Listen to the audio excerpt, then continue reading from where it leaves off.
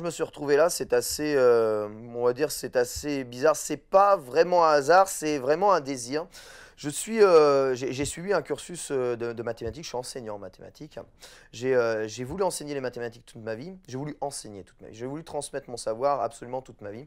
Mais j'ai été confronté, on va dire, à un système à la faculté que j'ai trouvé assez, plutôt nauséabond, ça c'est mon avis personnel. Et aujourd'hui, le secteur de la recherche est plutôt est assez bizarre. Disons qu'on met plus en avant on met plus en avant les petites recherches qui rapportent énormément d'argent que les grandes trouvailles.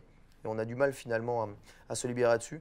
Du coup, j'ai abandonné peut-être un tout petit peu l'éducation en mathématiques pour me concentrer sur mon autre passion qui était les jeux de combat.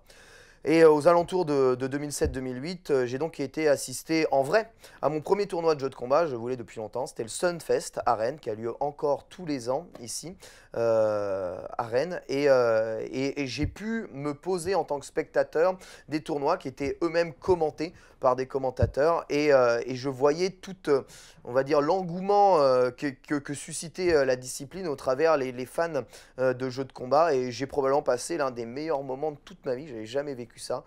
Et en rentrant de ce tournoi, je me suis dit, mais c'est ça qu'il faut faire, faut montrer ça aux gens. Moi, ça fait depuis 2002 que je m'intéresse réellement au haut niveau sur le jeu de combat. Et je me suis dit, j'avais créé des forums, mais je ne trouvais pas réellement le moyen de transmettre le savoir pour essayer à la fois de vulgariser une discipline qui est assez compliquée quand même de prime abord, pour que tout le monde s'y intéresse, parce que je me disais, plus les gens s'y intéressent, et plus, on va dire, la discipline va grossir.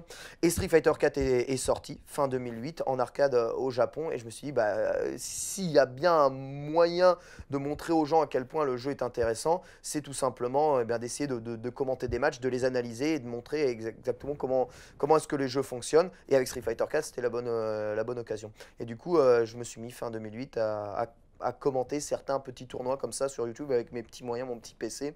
Et j'ai continué en voyant que finalement ça intéressait les gens. Mais c'est pas vraiment un hasard. Je savais que ça allait intéresser les gens si c'était plus ou moins bien fait parce que ça n'existait pas et j'étais quelqu'un qui était en demande de ça. J'ai apporté à des gens qui étaient dans la même situation que moi en demande de ce genre de trucs-là. Du coup l'idée m'est venue comme ça naturellement et je trouvais que c'était pas si éloigné de l'enseignement que je faisais finalement habituellement, puisque c'est finalement enseigner les jeux de combat plutôt que d'enseigner les mathématiques.